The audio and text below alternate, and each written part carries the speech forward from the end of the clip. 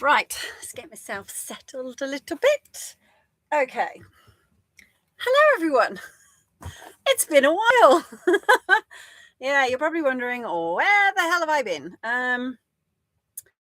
Okay, so anybody new that's joined the channel, hello and welcome. I'm Lois.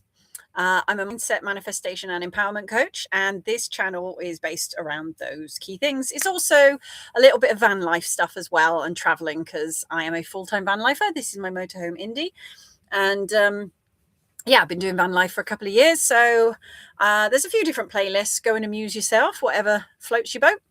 But this series that I'm doing is the A to Z of manifesting, and this is all about the terminology, the keywords, things that you hear when it refers to manifesting. And I'm just basically breaking it all down to make it make much more sense.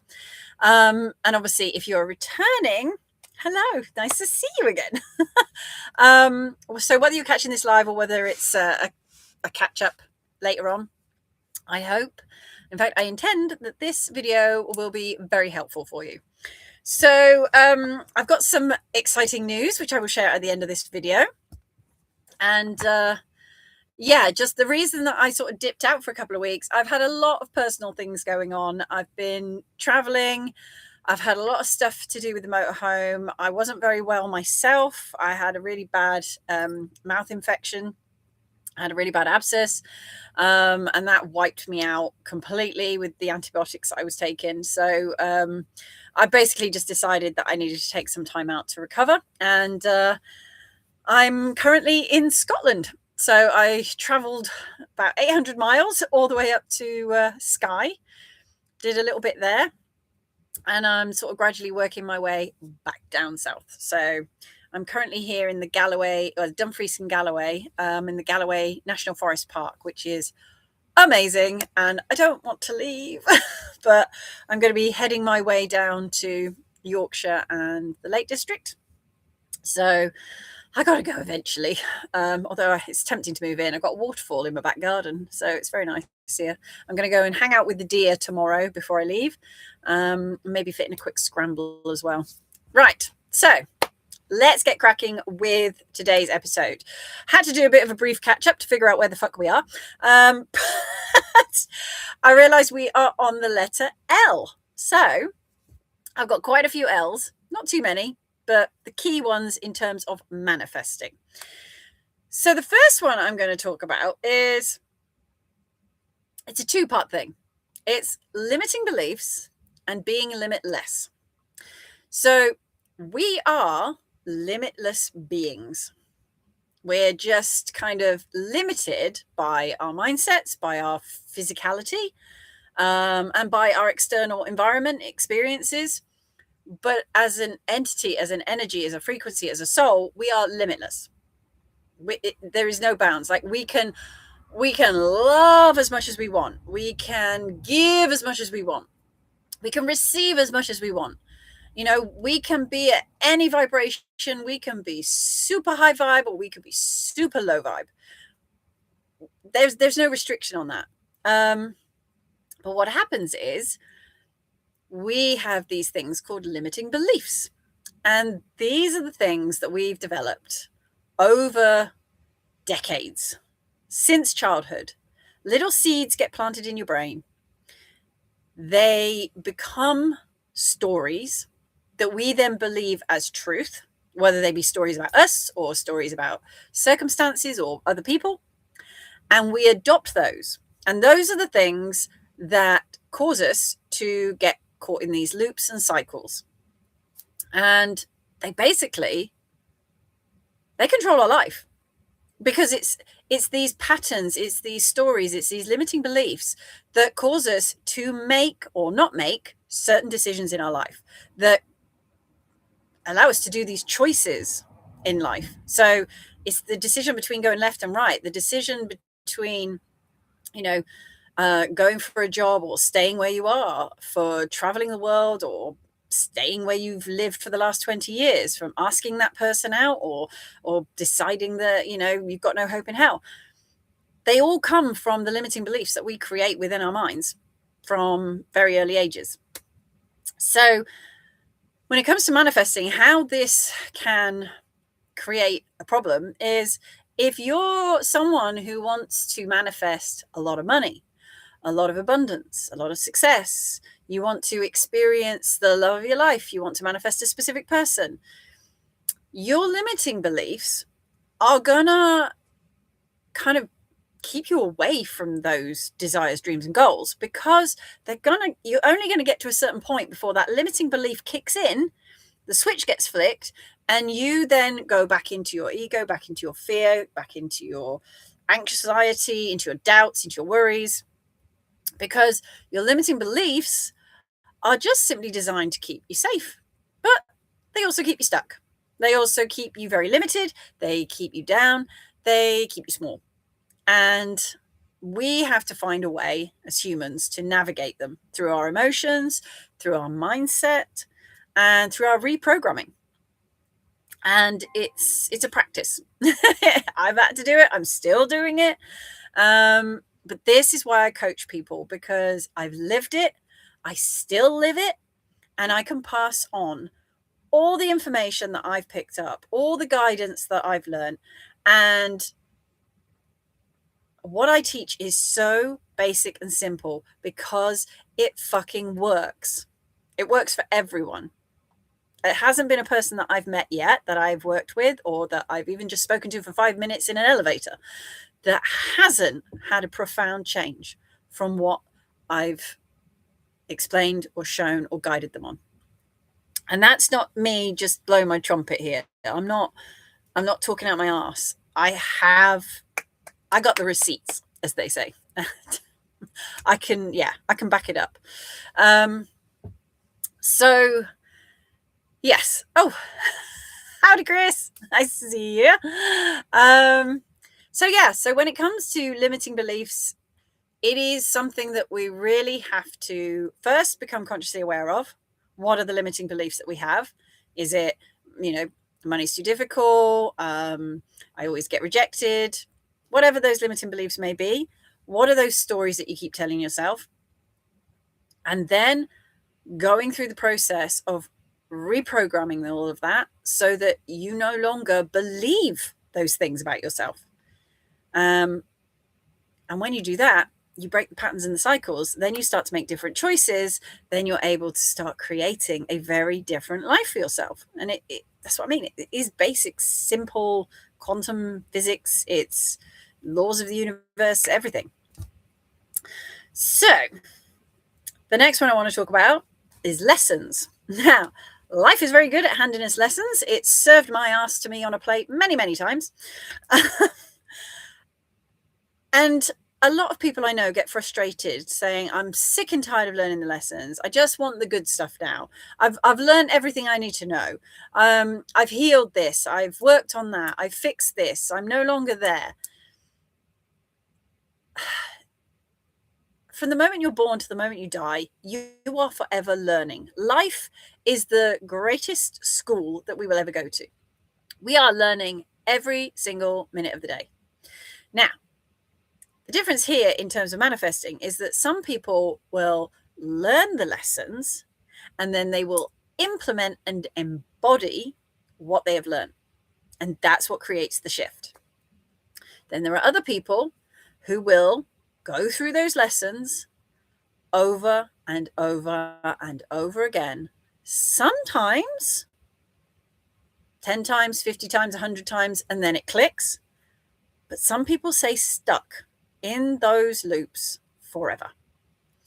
And the reason that people get stuck in those kind of constantly, experiencing the same shit, different day experience is because it's not that they're aware of what life is showing them. It's their refusal to make the necessary changes that will change that pattern. And that's simply what half the battle of this is. It's our own bullshit. It's our own fears, and it's our own stubborn mindsets that tend to sort of block us and get in the way. So when it comes to lessons, if you use the mirror principle as everyone is you pushed out, and your outer world is a reflection of your inner world. That doesn't mean if someone's an arsehole, you're an arsehole. right? If someone's trying to manipulate you, it doesn't mean that you're a manipulator. You have to look at it from a slightly more pulled back viewpoint. If there's an experience that's happening in your life and you don't like it, pull back and just ask yourself, okay, what's going on inside of me right now? Where's my head at? Where are my emotions at? What am I focusing upon? What am I thinking? Like, am I in a state of being where I'm just like, the world is against me and everybody hates me and life's so unfair and everything's a chore and everything's difficult? And your external world is reflecting that in terms of you keep running into problems, bills keep rising, people are rude. When you shift your energy, the whole world has to shift to mirror that back. It doesn't always happen instantly. Sometimes it does. But it's energy. It's an energetic shift. You have to think of it like scales. When you're up, it will balance. It will match you. So use the world as a reflection to go, okay, well, instead of blaming the external, let me go work on myself and figure out where I'm at right now. And when you use that same principle of everyone as you pushed out, everyone is a reflection of your conscious state, your consciousness, your beliefs, your behaviors. So if say, for example, this is a good one. If you are someone who would, for example, say, oh God, I always date people who cheat on me. The problem, and I'm going to fucking upset a lot of people here, but the problem is not them. The problem is you. And I don't mean that in the way that you think. But if you are someone who says this always happens to me, this keeps happening to me, then it is you, because you are the common denominator. That doesn't mean that people don't lie. That doesn't mean that people haven't deceived you. It doesn't mean that, oh, someone started out really nice and then they did it. People do that all the time. Question is if this has happened 2 times, 3 times, 4 times, 5 times, 10 times, you need to change something in you so that you are either no longer attracted to that kind of person, you're either much more aware of the signs and the red flags before it even gets to that state, and you have better boundaries and standards that you don't accept that kind of fucking bullshit behavior from people. So the change has to start with the self. When you change yourself, again, outer world will reflect that, because when you start saying no to things that don't align with you, when you start saying no to this bad behavior, you refuse to engage with it, you stop entertaining it, then the universe says, oh, they don't like that. Well, then I won't send more of that. But if you keep saying like, oh my God, I'm always broke, I'm always poor, the universe goes, oh, okay, got your order, check. Always broke, always poor. Let's send more of that to that person. Your words, as I was going to say Bruce Wayne, but that's fucking Batman. Bruce Lee always said, be careful how you speak to yourself and how you speak to others, because words cast spells. That's why it's called spelling. So what you speak, whether it's in thought or out loud, your body, your nervous system, and your ego is listening the whole time. So when you are telling yourself that you're a piece of shit and useless, your body and your brain is going to start paying attention to that and behaving accordingly. And if you're constantly bad-mouthing other people, like I said, it's a mirror. What you put out will get thrown back. So just be conscious of that. Right, bear with me a second. I just need to plug my laptop in because it's going to go flat in a minute otherwise. Right, there, we're good, we're cooking, we're back, almost. Now we are. Okay, so that's lessons. Okay, the next one is listening, and this ties in with it. Listening is to do with intuition. Are you listening to fear and doubt, or are you listening to that inner knowing? What is it? Is it your head or your heart? Are you in trust or are you in doubt? Are you in belief or are you in disbelief? Like, where are you? What are you most listening to? Are you listening to the negative bullshit thoughts and stories, or are you listening to the positive, motivational, directional voice? Because when you are listening to your fears and your worries and your insecurities, you manifest more of that. When you're listening to that inner knowing, that voice, that gut instinct that says, I just feel like I have to do this. I feel like I have to go there. I feel like I need to speak to that person.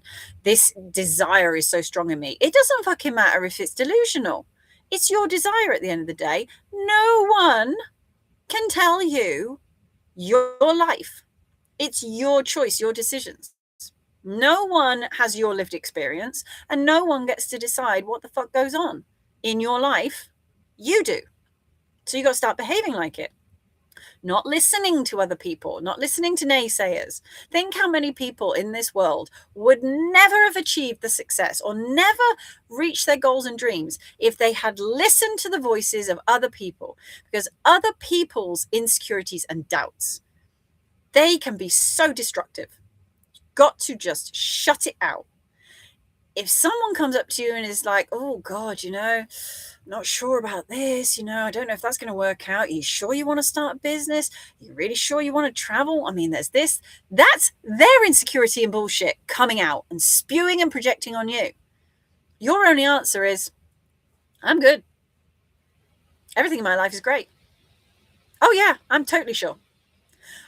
Be affirmative. And maybe it's just me, but I'm quite stubborn and quite headstrong.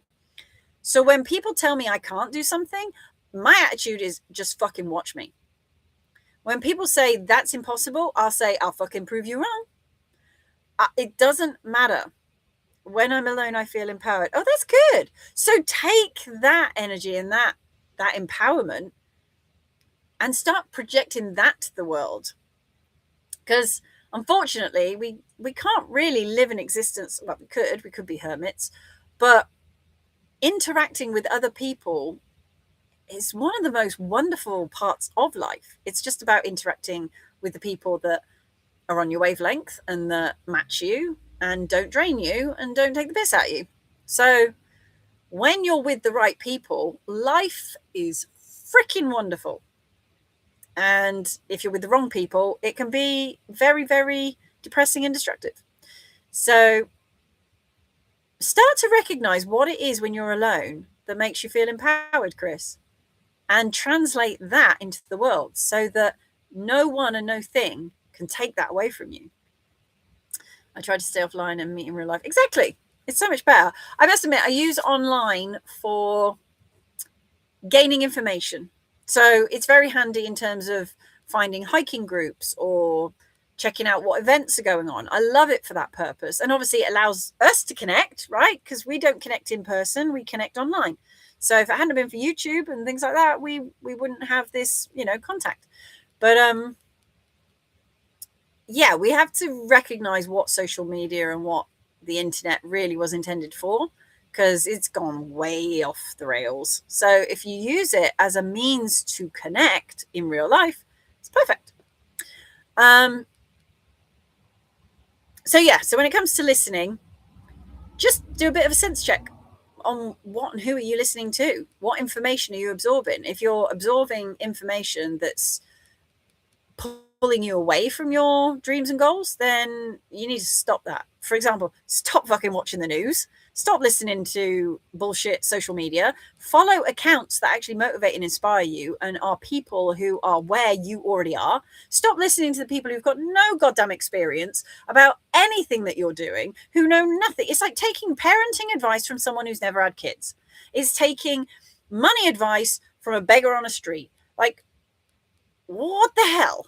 Why would you do that? You wouldn't. Okay, so really start to surround yourself with the right information, the right people, and clear out the toxic crap. You've booked the retreat on the 3rd. Oh my God, well done. Well, it might be just you and me, to be fair. I don't think anybody else has booked yet, but I will check with the venue and we'll see. There may be a slight tweak to the retreat, but I'll let you know. I think there is a certain number though that the venue have to reach. So we're still pushing it. So if it doesn't hit the minimum number of people, then I'm afraid they will pull the plug. But don't panic, because I've got a backup in mind. It may not be a full weekend retreat. It might be a shorter, either a 1 day or a 2 day. But don't panic. I've still got something in the plans. But we're gonna see. We're gonna see. You know, I can't do anything, and my hands are tied on this. The venue have to hit a certain number of people. So, but thank you so much. I'm so excited. So we will actually get to see each other in person, one way or another. So I think that's listening sorted out. Okay, the next one is letting go. Very important. It's part of detachment. Now, you never let go of your dreams and goals. You never let go of your desires. You never let go of your ambitions and everything that you are wanting to achieve. You hold on to that dream. You fantasize about it. You dream about it. You talk about it. You embody it. You love it. You live it. Make it a whole part of your being. You have to let go of all the opposing shit that goes against that. And that also means sometimes physically we have to let go of people, or we have to let go of experiences. We have to let go of our past. We have to let go of stories. We have to let go of all the baggage that we've carried around so far. And we have to let go of control. This is the key to it. When you can fully let go of control, I'm speaking to someone at the moment. There's a lady that I speak to, who's a friend of mine, and I've been working with her for many months now. And she is at that stage of, you know, the ego still wants to try and take charge and control of all these little things, but she's so aware of it. She sees it. She's conscious of it. She knows what's going on. And she's just constantly, persistently adapting and changing and reprogramming the brain. But it can take a little bit of time. And sometimes we really, really want to hold on to negativity. Like we hold on to resentment. We hold on to anger. We hold on to all of these things.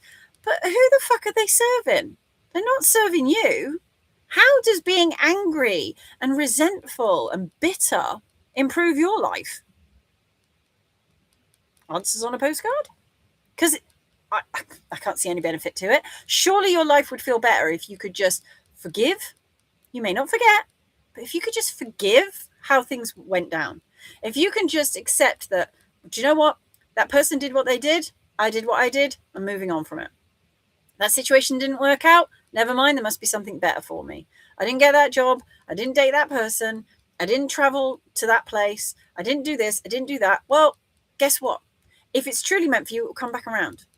Because when your desire is so strong and when you are so fixed on a desire, it will manifest one way or another.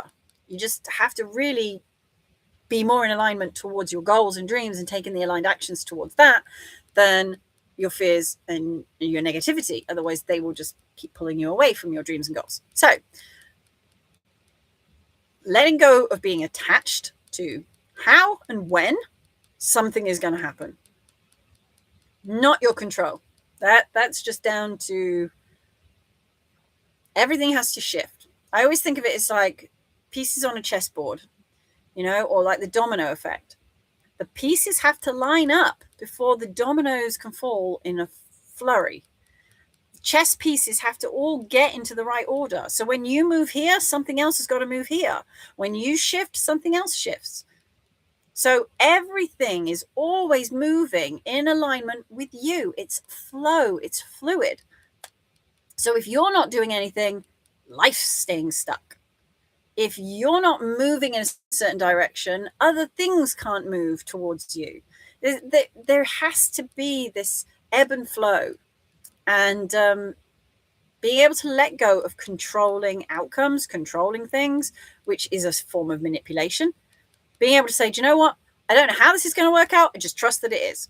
I don't know when this is going to happen, but I'm just going to keep going down this path towards that because I know one day it will. And one day it does. So yeah, letting go of attachment, being attached to people, being attached to things, being attached to outcomes. You have to let go of all of those things.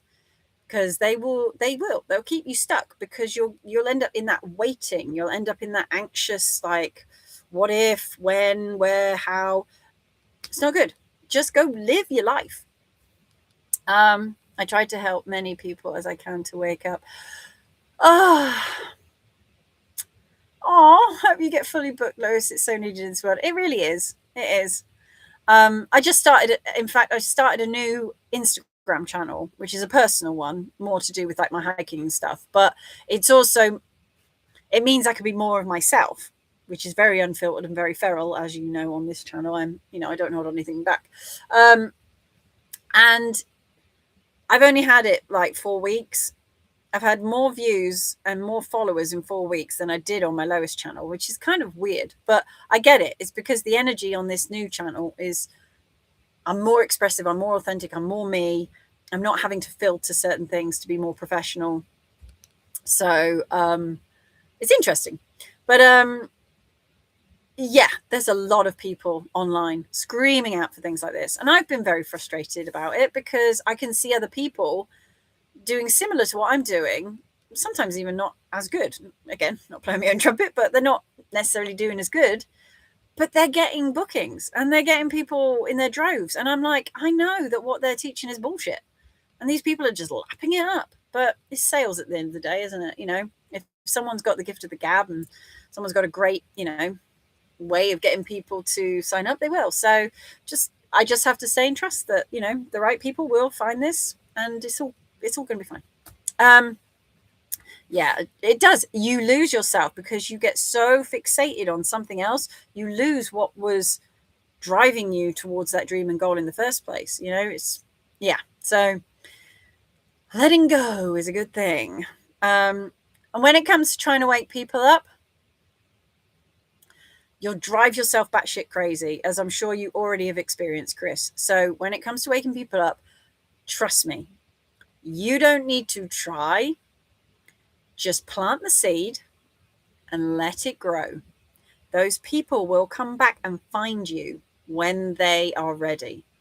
You just have to literally unlock the box, unlock Pandora's box, plant the seed in their brain, put the little earworms in there, start to just drip feed little things to them. Let them experience it in their own time, because you can't force anybody to wake up. In fact, you end up just pushing them further away. So yeah, just know that anybody you've spoken to, anybody you've interacted with, you've planted a seed, you've touched them, you have set the wheels in motion, and just be open and ready, because they will come back around. You may have already experienced this, but people do. They recognize when they're going through it. They're like, do you know what? That guy Chris, he was talking about this. That guy Chris seemed to know a lot about this stuff. I need to reach out to Chris. They'll just get the pull. They will just naturally gravitate towards you. So yeah, they'll come to you. Trust me. So yes, that's letting go. And the last one is living from the end. This is a famous phrase used so much in manifesting. It was kind of coined by Neville Goddard. And he's kind of like the granddaddy of it all, but he's not the original. The original would be Jesus. But yeah, Neville Goddard used this phrase, living from the end. And people get confused by it.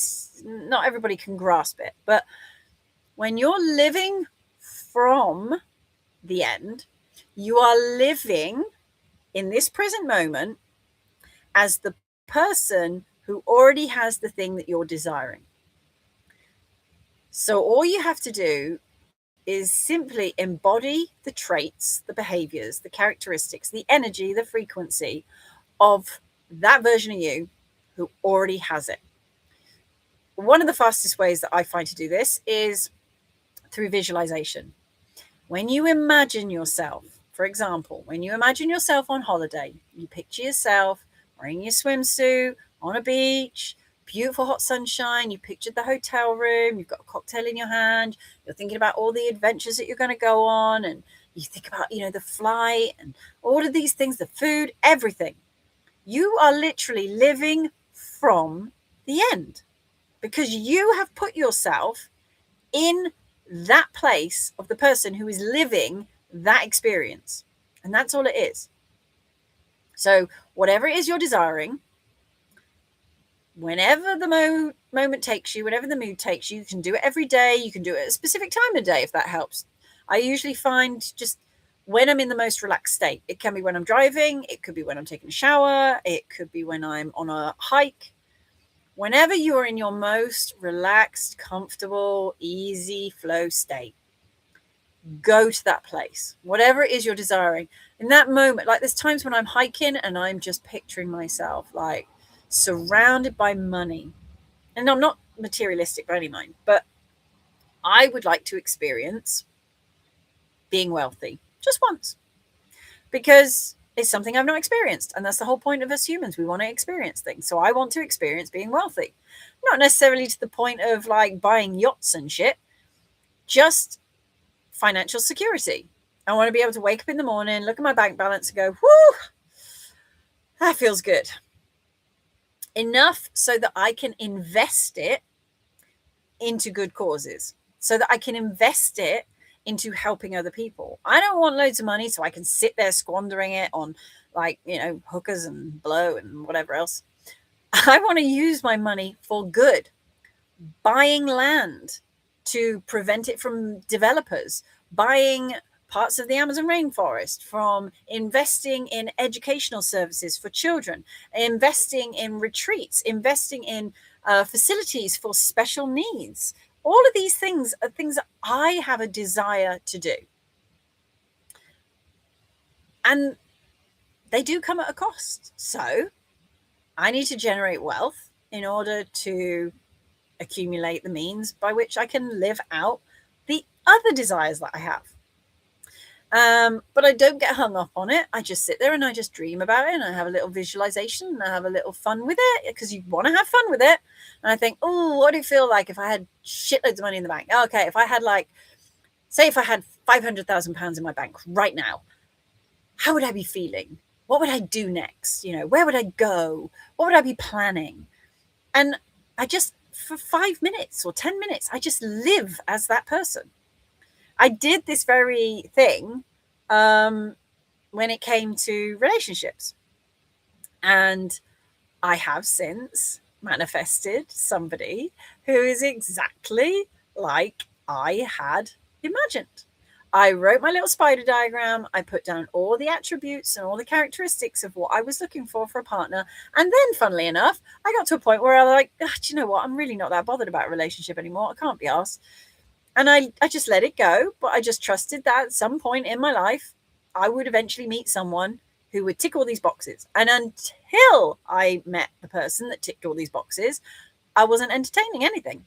I was very happy in my own little single life. I was loving my time by myself. And then this person who I'd known for a while just seemed to show up. And it was a bit like, like in the lottery where it's the hand of God going, it's you. It was kind of felt like that. It was just this moment of, oh, it's you. And it just developed. But yeah, it ended up being everything that I was asking for. And so that's how it works.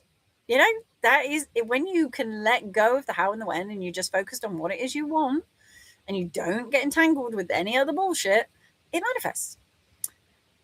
I can't get one because I lose myself. Oh, what am I doing wrong? Okay, well, the first thing is got to stop saying you can't get a woman. That's number one, because you can. You can get a woman because you've had women before, right?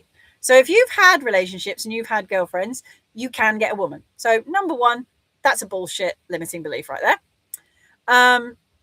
You lose yourself. Okay. So you have to ask yourself, in what ways do you lose yourself? Do you become a people pleaser? Are you overgiving? Do you become super fixated on the other person? Do you become more anxious? Do you give up your hobbies and interests and become more involved in them? Look at your patterns and find out what it is that you do in a relationship that makes you feel like you're losing yourself. Then stop doing it.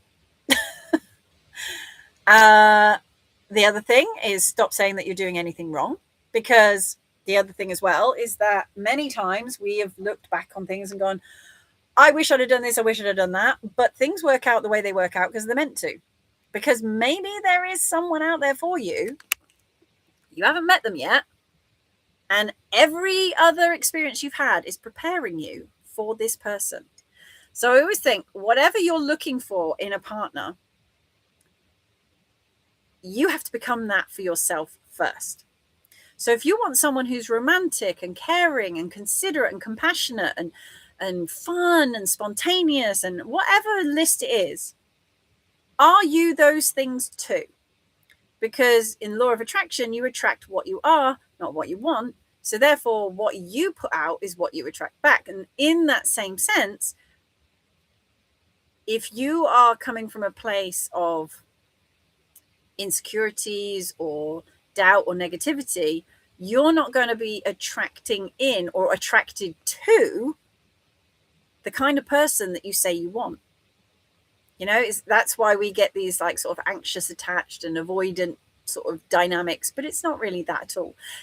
Also, bear in mind, if you are neurodivergent, which I am, that also plays a massive part, because autistic people feel things very deeply, very emotional. They get very attached very quickly.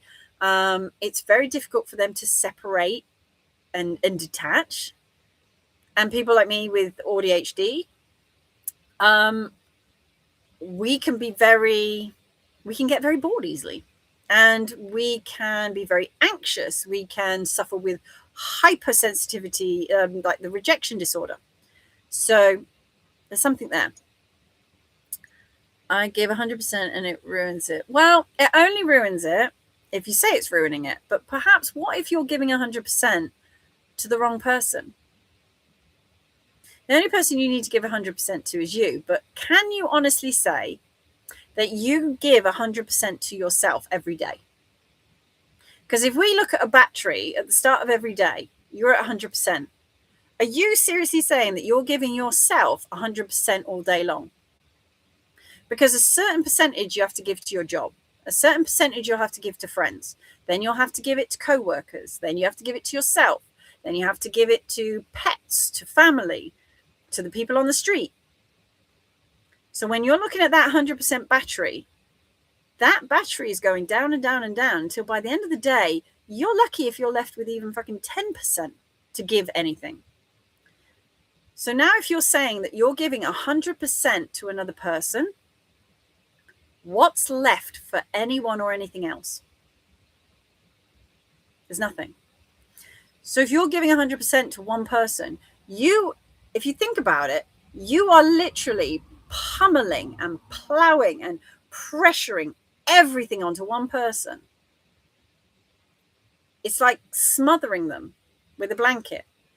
If you turn that towards yourself and you just accept that, do you know what, on some days, I can only give that person 30%. The next day, I might be able to give them 70%. Sometimes I've only got 10%. And that is healthy. That's normal.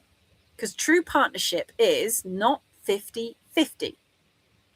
There are times when one person's only got 10% in the tank, so the other person may be required to give 80%. Because not everybody is running at 100%. Nobody is. So you are not doing anything wrong.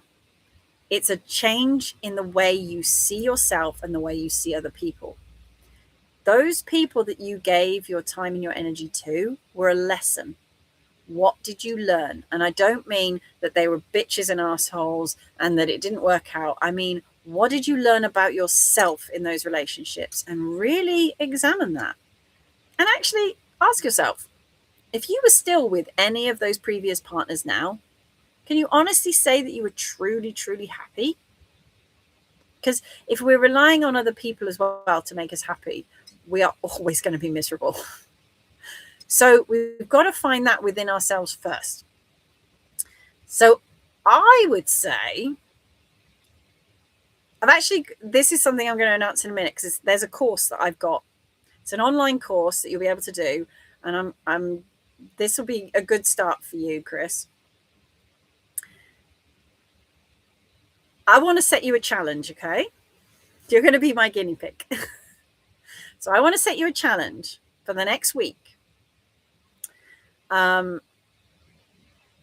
I am going to be, I may not be able to do my video live next weekend, only because I'm going to be away for bank holiday weekend.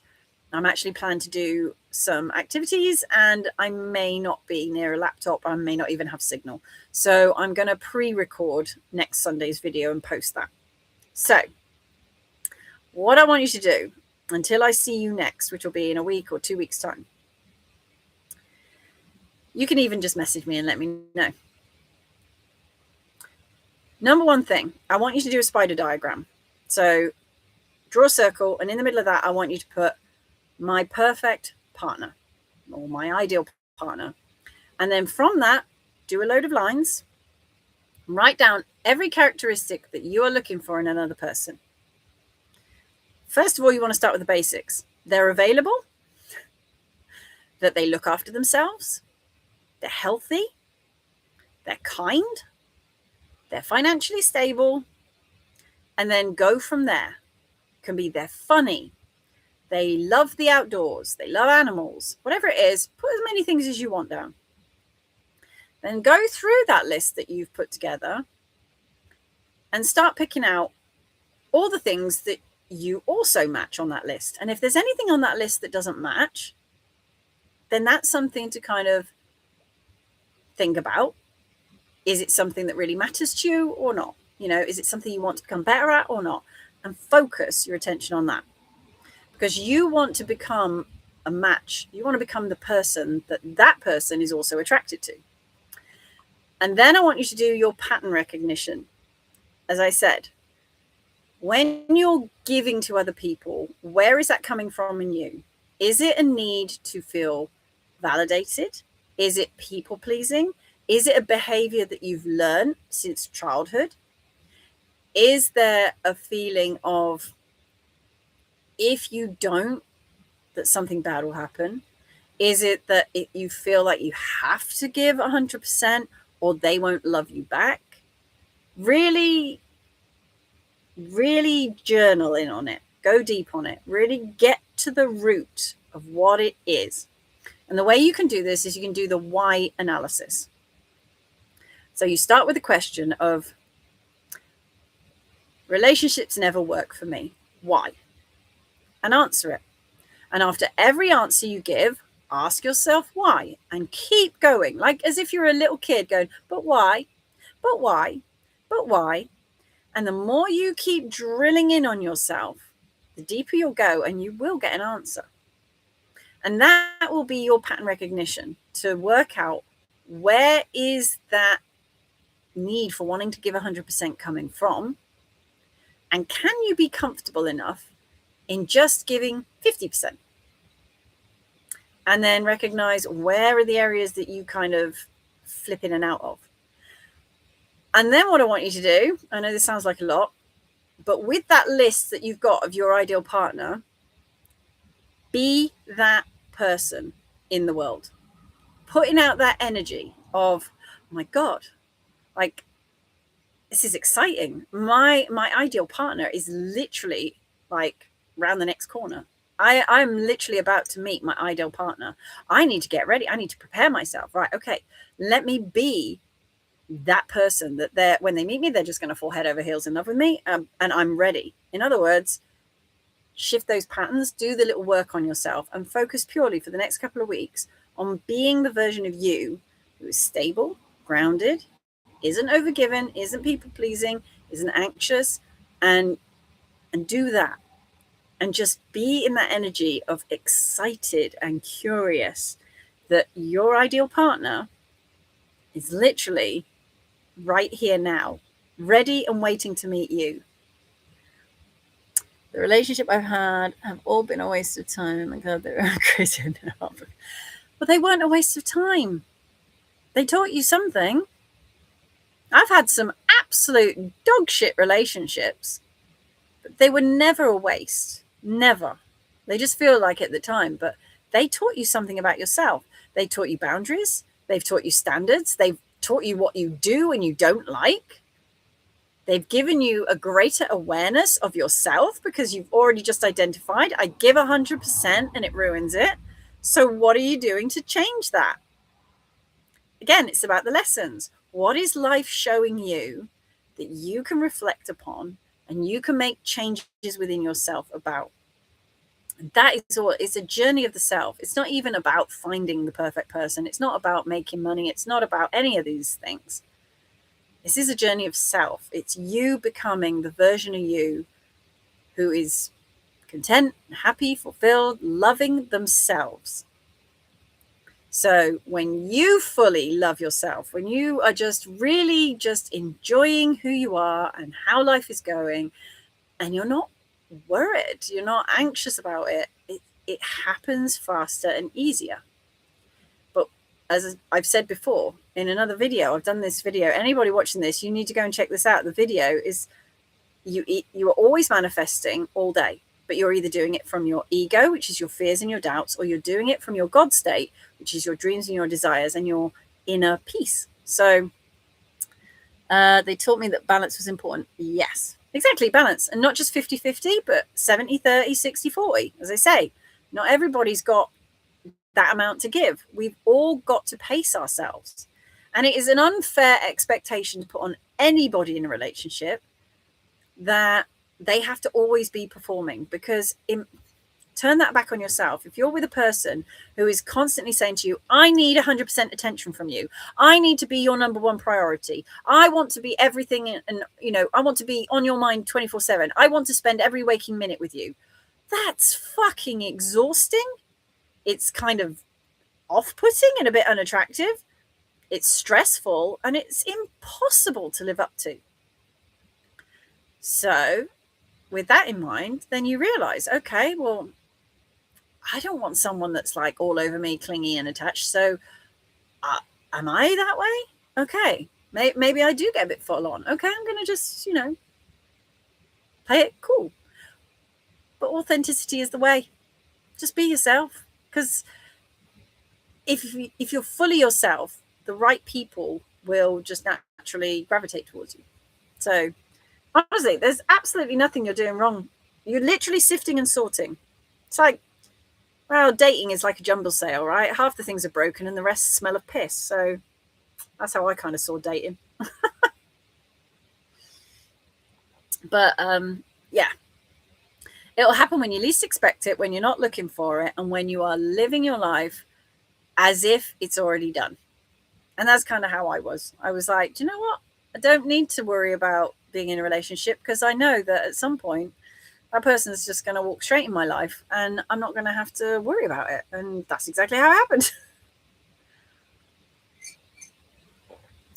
You have to be careful with attachment and jealousy. Yes, you do. I used to be so jealous with certain people, and I'd get very attached very quick. But I recognized that that came from an insecurity in me. So I would get jealous because I didn't feel good enough. I always felt like the other person would choose someone else. And guess what? I manifested. They always chose someone else. So that came from my own insecurity. And when I would get attached to things, it was because I had a fear of loss, a fear of abandonment from when my dad left when I was little. So when I was able to see that for what it was, I was like, well, hang on. My dad didn't actually leave me. He left my mum. They separated. It had nothing to do with me. And people die all the time.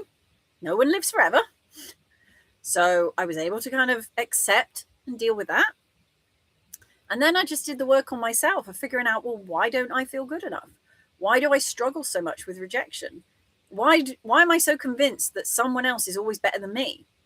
And it was weird, because actually I always thought that I was a really good person. I knew I was really kind. I knew I was genuine. I knew I was always honest. So it would frustrate me how people could leave me. And then I realized it's because they weren't meant for me. If I'm choosing people that, like, from my wounded state, from my insecure state, that's not going to work. But if I'm able to choose someone from my most loving, my most content and self-fulfilled state, then that's going to be a much healthier, better match. So that's why I had to do a lot of work. I went through a lot of emotionally unavailable people. I went through a lot of very emotionally and abusive people, physically abusive people. Honestly, I will do a video explaining everything that I overcame from my childhood, because I've been through some horrible things. And the past 5 years have literally been a process of really overcoming each one of those past experiences and the stories that they created. And once I was able to see it for what it was and I let it go, I don't hold on to anyone or anything anymore. It's we don't own anyone, we don't own anything. We don't owe anyone to them and they don't owe anything to us. It's a partnership. It's literally going into it saying, hey, I like you and you like me. So let's just see how it goes. Let's just be together, have fun together until it's no longer fun.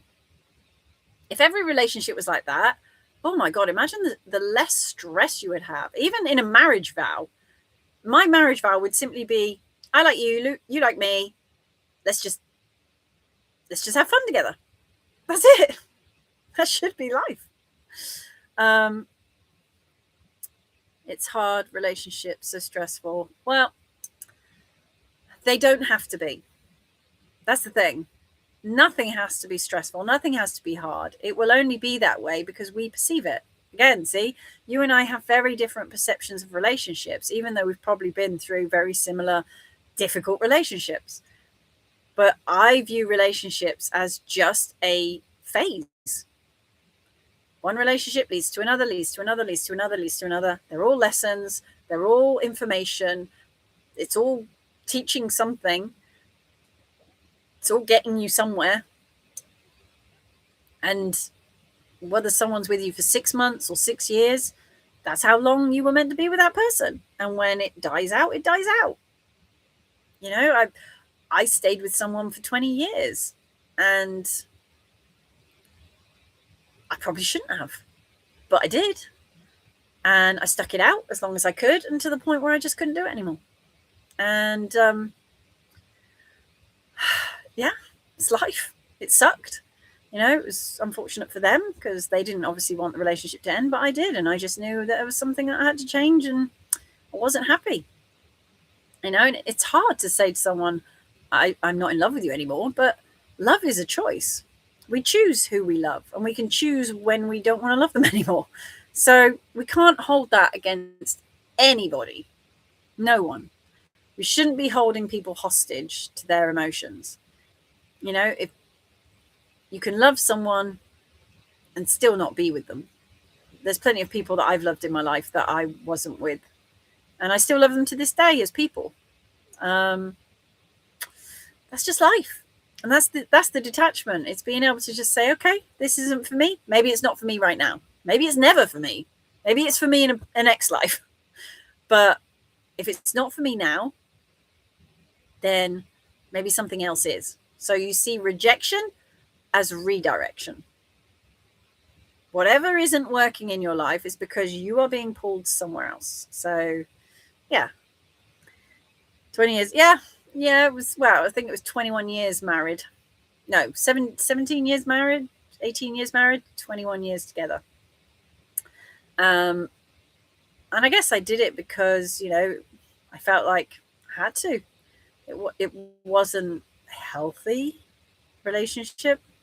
We had a son. You know, we had all the things of marriage, kids, house, car, dog, you know, standard. But I just knew that life wasn't for me. I felt trapped. It was quite toxic and it wasn't healthy. And I was going through a lot. And also I was going through my awakening as well. So I was at that point where I was like, something's got to change. And yeah, it's unfortunate, but that's the way it is. And I'm the happiest I've ever been since. And again, see, if I hadn't have left that relationship, if I hadn't have gone through all of the emotionally unavailable men that I've been through since, if I hadn't gone through all those dating experiences, I would never have learned boundaries. I would never have discovered like what my standards were. I would never have healed all of those toxic traits within me. I wouldn't have done the inner work and become so self-loving and building a life that I fucking love now. And I wouldn't have got to this place where I am right now, which enabled me to meet the perfect person. So everything is a stepping stone. I would say, like most people, I mean, I've always been pretty awake. I've always been pretty in touch with spiritualism, but with my marriage, I ended up becoming a bit more of an atheist. I don't know what happened there. I lost a lot of faith. And I would say probably during COVID, I had the rumblings of it, where I just had this moment of looking out and there was no traffic and there was just birds and bees and insects, and it was a beautiful hot sunny day. And I just remember saying to myself, this is what life is meant to be like. And I'm not fucking happy with the life that I've got. I know that I'm meant for something different. There has to be more to life than this. And as soon as those words fell out my mouth, there has to be more to life than this, I knew instantly something was afoot. And then I got down the rabbit hole of lots of other things, obviously got into the whole conspiracy theory stuff, and realized that, yeah, a lot of things that I had actually had premonitions about years ago was actually coming true. And yeah, it was probably 2022, I had my major, like, full-blown ego death. And that was the catalyst. When I had that massive ego death, that was it. Everything fell to shit around me. I closed my business. I left my marriage. I moved out of the house, moved back to my mum's. I literally just abandoned everything. I tore every fucking ounce of my life to the ground. I burnt the whole shit down and I started again from the ground up. And I, got this motorhome and just decided I need to go and fucking find myself. So that's what I've been doing. And that's led me down this whole path of everything else. And that's why, because I've done the work on myself, because I've done all these things and I've researched and I've practiced and I've tried every fucking thing, I've now got to a point where I know the exact processes, the exact steps, the exact things that I did that created the biggest change, the fastest, the easiest, the simplest. And that's what I now can actually pass on to other people. But as I said to you about awakenings and stuff, not everybody is ready to hear it when you're ready to tell it. You have to let people do it in their own time. So even with this retreat, I could end up with 10 people there and only 4 people will come away feeling like they actually transformed, because the other 6 people may still have a mental block in there that they say they want transformation, they say they want change, but to actually implement it, to actually do it, to embody it, that requires getting out of your comfort zone. It requires making drastic changes, and it requires going deep into yourself. And not everybody wants to face that dark shit that's in there. Not everybody wants to open that box and look in there at all the icky shit. Not everybody's ready to face it. But as one thing I've known with awakenings, you don't get that choice. When you are on a spiritual awakening, that shit will come up with you, like it or not. That is what an ego death is for. It's so that all your wounds, all your past, all the horrible, dark, shitty stuff comes spewing right up to the surface. You will purge it out, you cleanse it, and you move through it. And you will do that ego death cycle many times. I would say I probably did it a good 5 or 6 times. And then I had quite a few little mini ego deaths. Whereas now, I don't get triggered. If I do, it's very minuscule and it lasts a few minutes. And yeah, I'm in a place now where the awareness is just so amplified that I don't see things the same way. Anything shitty going on. For example, okay, while I was traveling up to Scotland, one journey, My fridge door fell off. An Arctic lorry hit my wing mirror. Now that's kind of slightly busted. I've had some other damages. I had another leak. My engine started overheating, so I had to get that repaired. I needed 2 new tires. Right before I was coming up here, it failed the MOT, so I had some emergency repairs on that.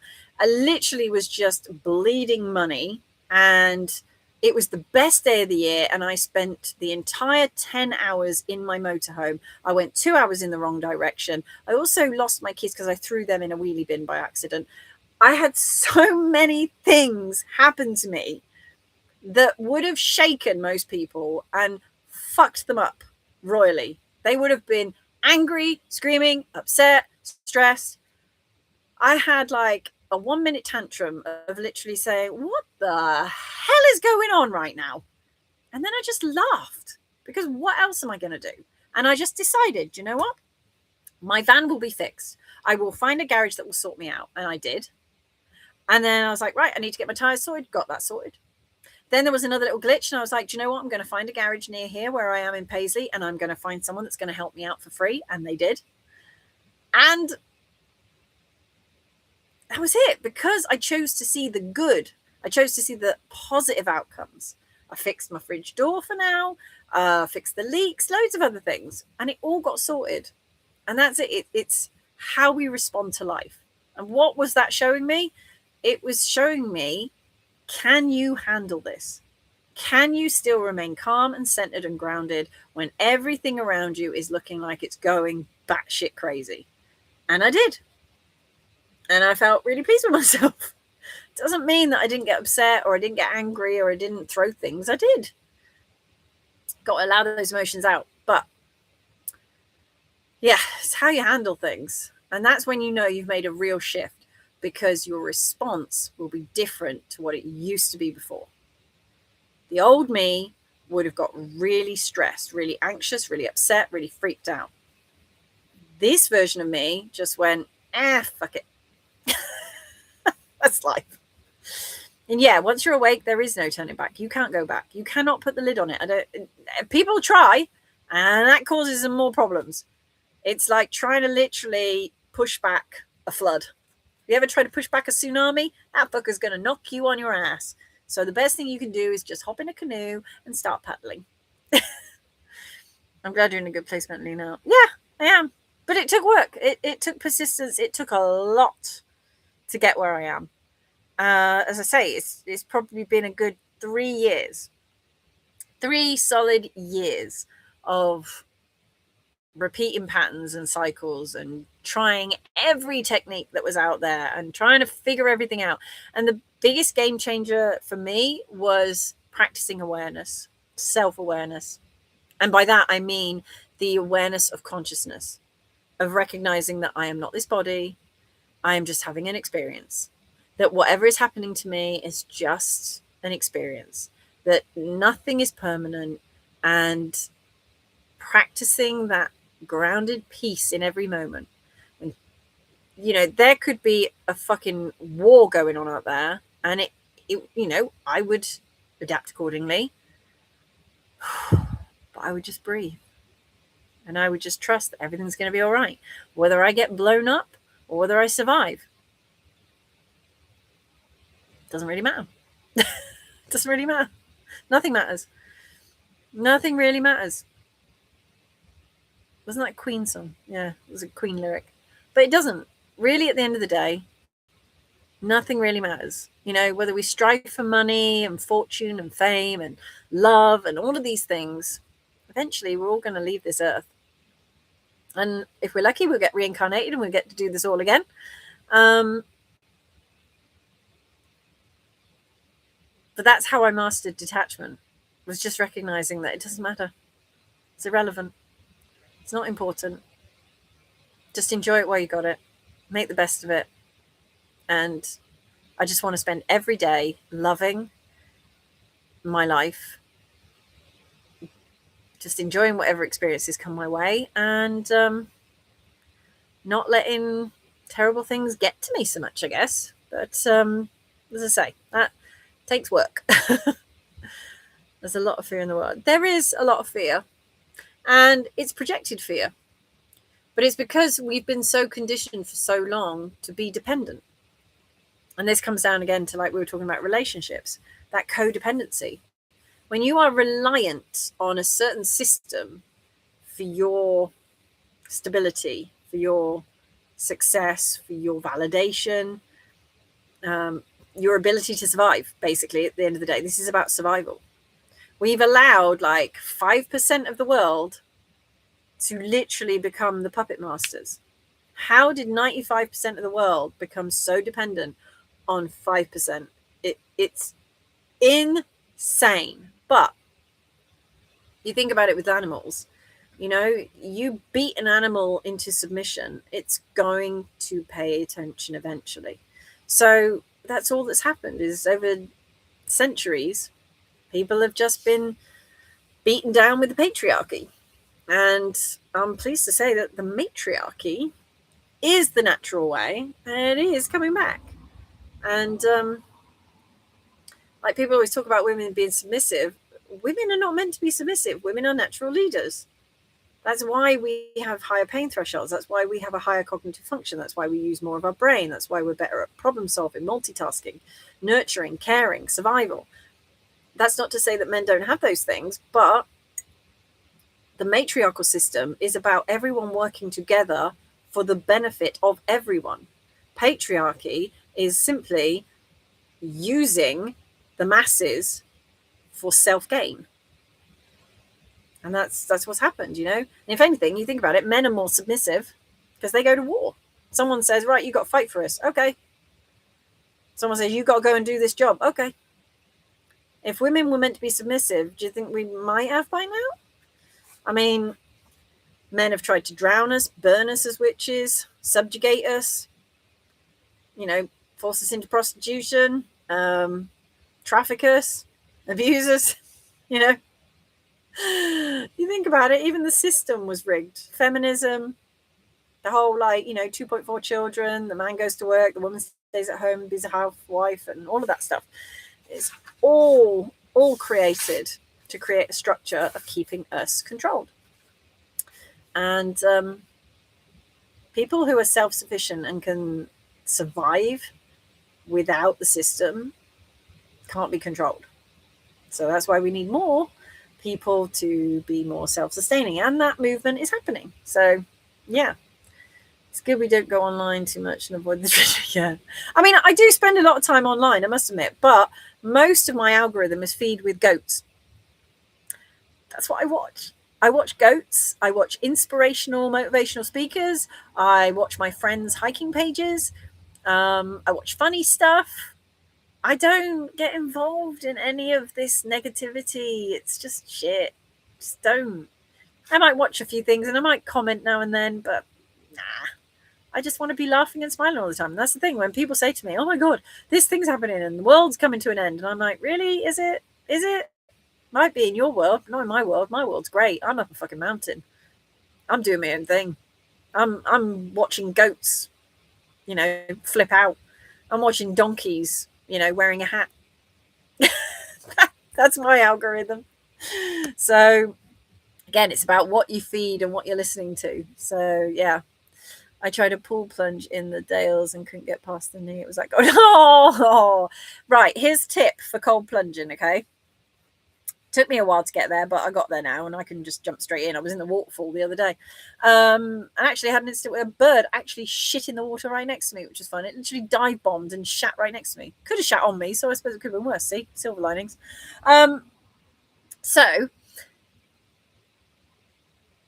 Okay, so go up to the knees if that's as far as you can get. I would urge you to get some of the neoprene socks or like the surf boots. They will really help because the worst part is the burn that you sometimes feel on your feet. You will not feel the cold so much on your legs.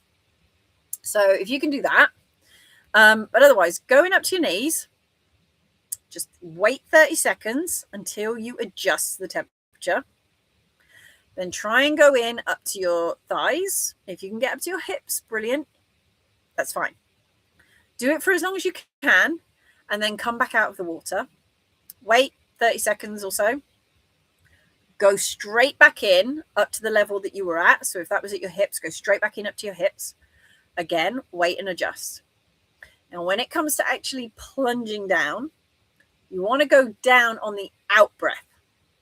A lot of people, they'll be hyperventilating and they'll take a breath and they'll go, and then they'll go down. That doesn't help, because when you go down, the shock wants you to breathe in again. So when you're going down, you go, and as you go down, you're going to want to go again, but you can't draw any more breath in because you're holding your breath. So that's going to activate the panic system in your body because you can't breathe, right? So when you sink down, you take a breath in first, a really deep breath, and as you go down, you breathe out slowly, so that when your body kicks in and wants you to take a sudden draw of breath, you can. And that sudden draw of breath actually relaxes your nervous system. So it puts you into a relaxed state because you're not hyperventilating, you're not gasping for breath, and you're not struggling to try and take in a breath because you haven't just already taken a breath. So when you go down, you breathe out, get it up to your armpits if you can, and hold it. Take a deep breath in and breathe slowly out again. It's mind over matter. That's my top tip for cold plunging. And it doesn't matter where you get up to or how long you stay in there for. These people are like, oh, I'm in there for 15 minutes. It doesn't fucking matter. If you can get 3 minutes, great. If you can do 30 seconds, great. Build up to it. It took me probably till my 5th cold plunge before I was able to fully just go right in. And even sometimes now, I'll get into something and it'll be fucking freezing, and I'll be like, nah, don't fancy that. Sorry, I'm not gonna go. I'm only gonna go up to my waist. But like when I was in Skye, I was swimming in the infinity pools and the rock pools and the waterfalls. It was beautiful. It was so good when you got in it. But yeah, so that's my tip. Well, maybe it's because women have got more fat. Maybe it's that, you know, we're like whales. We got more insulation. But also, don't forget, women have a higher pain threshold. Women are conditioned from birth to relate to pain differently. So that's also part of it. Don't be one of these fucking morons that just jump straight into cold water, because you run the risk of, obviously, as I said, panic breathing, and then you will take in water and you could drown. You can also actually cause the heart to, you know, stop. So we don't do that. But yeah, and those women have probably been doing it for ages. Like I said, it's something you have to condition yourself to. Your brain has to realize that what you're doing isn't pain. It's not, you're not causing yourself suffering. You're doing it because it's relaxing, because it's healthy. And that's what I do. Every time I go in, I'm like, I know what this is doing for my body. This is soothing my muscles. It's regenerating my cells. It's helping my cortisol levels come down. It's regulating my hormones. This is good. It's good. It's good. This is fun. This is fun. This is fun. And it does. It makes it easier. Did you go to the river where you got blessed with eternal youth? I didn't get to go there again this time, unfortunately. I figured it had blessed me once. Maybe if I went in it again, it might reverse it. And actually, my son said the best compliment. I showed him a little time hop on Facebook when he was really little. And he said, my God, I've changed a lot, haven't I? He said, but you haven't. He said, that was 10 years ago and you look exactly the same. And I was like, oh, thanks. But yeah, when I look at pictures, I really don't look the same. I maybe got a few more lines around my eyes and yeah, a little bit puffier. But yeah, I haven't really changed that much. So that's quite nice. But yeah, I mean, I did go in quite a few rock pools and waterfalls. So that's my mission on this leg of the journey. I'm doing scrambles and I'm doing plunges. I probably missed out on at least 4 that I could have done this time in Scotland, but it doesn't matter. You know, I'm not here to, like, you know, complete some fucking Iron Man mission.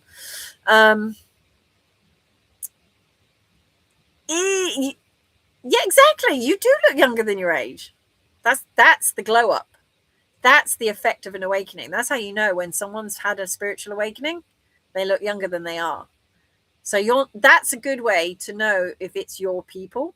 So if you speak to someone and they say, like, they're 50 and they actually only look about 35 and they haven't had any work done, they've had a glow up.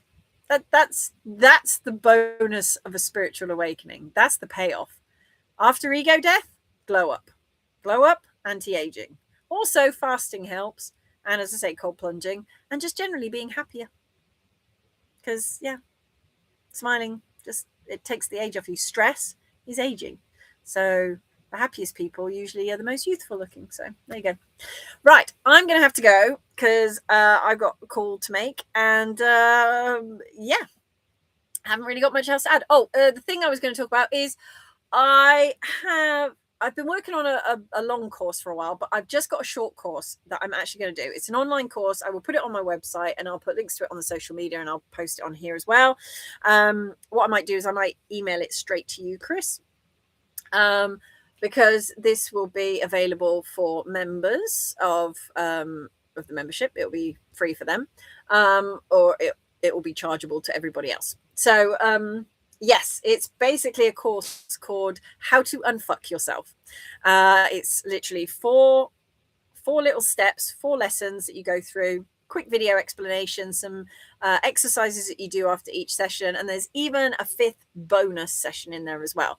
This is going to help you get unstuck from any patterns, any cycles, any behaviors. It helps you recognize what it is that's keeping you stuck and how to shift it, so that whatever is kind of the sticking point in your life, this course will actually get you unstuck and unfucked. So do you have, okay, see you on the next one. Do you have my email? Yes, I do have your email because it came through when you signed up for the membership. So I will, and eating healthy. Yes, I will. Yes. So I've got your email and I'll send that to you. But if there's any problems, I'll put you a little message on here. So yeah, right. Have a good evening, Chris. Good evening to everybody else who's been watching, and enjoy the rest of your week, and I will see you again soon. And I will probably post some more other videos to do with other things. And as I said, I will mention about this course as soon as it's live. So I'm hoping to get this sorted out this week. So it's quite exciting. Yeah, nice talking to you too, Chris. Right. Cheerio, everybody. And yeah, be good. If you can't be good, be careful. Take care. Bye.